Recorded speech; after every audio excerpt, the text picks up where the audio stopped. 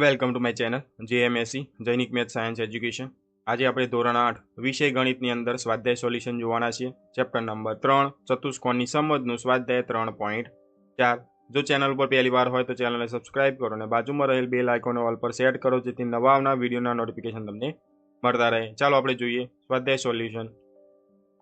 Chapter 3 ચતુષ્કોણની સમજ। પ્રશ્ન 1 નીચેનો વિધાનો સાચા છે કે ખોટા તે જણાવો। 1 દરેક લંબચોરસ ચોરસ છે, અહીંયા વિધાન ખોટું છે। બી દરેક સમબાજુ ચતુષ્કોણ સમાંતર બાજુ ચતુષ્કોણ છે, તો વિધાન સાચું છે। સી દરેક ચોરસ સમબાજુ ચતુષ્કોણ તે લંબચોરસ પણ છે, તો વિધાન ખરું છે। ડી દરેક ચોરસ સમાંતર બાજુ ચતુષ્કોણ નથી, વિધાન ખોટું છે। ઈ દરેક પતંગાકાર ચતુષ્કોણ સમબાજુ ચતુષ્કોણ છે, વિધાન ખોટું છે। એફ દરેક સમબાજુ ચતુષ્કોણ પતંગાકાર ચતુષ્કોણ છે, વિધાન ખોટું છે। જી દરેક સમાંતર બાજુ ચતુષ્કોણ સમલંબ ચતુષ્કોણ છે, વિધાન ખોટું છે। એચ દરેક ચોરસ સમલંબ ચતુષ્કોણ છે, તો એ પણ વિધાન ખોટું છે। પ્રશ્ન 2 એવા ચતુષ્કોણના નામ લખો કે જેમાં એ ચારે બાજુની લંબાઈ સમાન હોય, બી 4 કાટખૂણા હોય। તો ચારે બાજુની લંબાઈ સમાન હોય તો એ ચોરસ અને સમબાજુ ચતુષ્કોણની ચારે બાજુઓની લંબાઈ સમાન હોય છે। બી 4 કાટખૂણા હોય, તો જવાબ આવશે ચોરસ અને લંબચોરસમાં ચારેય ખૂણા કાટખૂણા હોય છે। પ્રશ્ન 3 કેવી રીતે એક ચોરસ એ ચતુષ્કોણ સમાંતર બાજુ ચતુષ્કોણ સમબાજુ ચતુષ્કોણ લંબચોરસ છે, વિગતવાર સમજાવો। તો પહેલો ચતુષ્કોણ છે, તો ચોરસની 4 બાજુઓ છે તેથી તે ચતુષ્કોણ છે। બીજું સમાંતર બાજુ ચતુષ્કોણ છે, એટલે કે ચોરસની સામસામેની બાજુઓ સમાન છે તથા સમાંતર છે તેથી સમાંતર બાજુ ચતુષ્કોણ છે।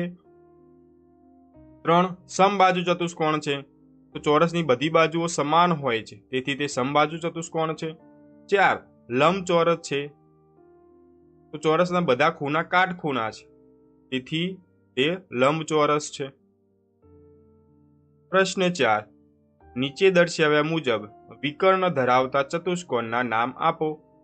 1 પરસ્પર દુભાગે, 2 પરસ્પર લંબ દ્વિભાજક હોય અને 3 સમાન હોય। તો પહેલું પરસ્પર દુભાગે, તો જેના વિકર્ણો પરસ્પર દુભાગે તેવા ચતુષ્કોણ નીચે પ્રમાણે છે। 1 સમાંતર બાજુ ચતુષ્કોણ, 2 લંબચોરસ, 3 ચોરસ, 4 સમબાજુ ચતુષ્કોણ, એમાં પરસ્પર વિકર્ણો દુભાગે છે। બીજો પરસ્પર લંબ દ્વિભાજક હોય, તો પરસ્પરના લંબ દ્વિભાજક હોય તેવા વિકર્ણો, જેના વિકર્ણો પરસ્પરના લંબ દ્વિભાજક હોય તેવા ચતુષ્કોણ નીચે પ્રમાણે છે। 1 ચોરસ અને બીજો સમબાજુ ચતુષ્કોણ લંબ દ્વિભાજક, એટલે કે બે સરખા ભાગ કરે અને લંબ હોય એટલે કાટખૂણે છેદે। 3 વિકર્ણો સમાન હોય, તો જેના વિકર્ણોના માપ સમાન હોય તેવા ચતુષ્કોણ નીચે પ્રમાણે છે। 1 ચોરસ અને 2 લંબચોરસ। પ્રશ્ન 5 લંબચોરસ એક બહિર્મુખ ચતુષ્કોણ છે, સમજાવો। તો એક લંબચોરસમાં દરેક ખૂણાનું માપ 180 કરતાં ઓછું છે। તે બંને વિકર્ણો લંબચોરસના અંદરના ભાગમાં જ હોય છે, તેથી લંબચોરસ એ બહિર્મુખ ચતુષ્કોણ છે। 6 કાટકોણ ત્રિકોણ એબીસીમાં કાટખૂણાની સામેની બાજુનું મધ્યબિંદુ O છે। શિરોબિંદુઓ A, B અને C થી બિંદુ O કેવી રીતે સમાન અંતરે છે તે સમજાવો। એ તૂટક રેખા છે એ સહાયતા માટે દોરેલી છે। અહીં આકૃતિ આપેલી છે ત્રિકોણ એબીસી ની, અને એનું મધ્યબિંદુ અહીંયા આપ્યું છે AC નું O। તો આકૃતિમાં કિરણ BO ને D સુધી લંબાવતા BO બરાબર OD થાય। હવે રેખાખંડ CD અને AD દોરો, એટલે કે AD અને CD દોરો। ચતુષ્કોણ ABCD તૈયાર થયો. તો ચતુષ્કોણ ABCDમાં AO બરાબર OC આપેલું છે તથા BO અને OD ની રચના માટે ત્રિકોણ ABCDના વિકર્ણો પરસ્પર દુભાગે છે. તો ચતુષ્કોણ ABCDમાં સમાંતર બાજુ ચતુષ્કોણ છે જેમાં ખૂણો B કાટખૂણો આપેલ છે. તો ચતુષ્કોણ ABCD છે એ લંબચોરસ છે.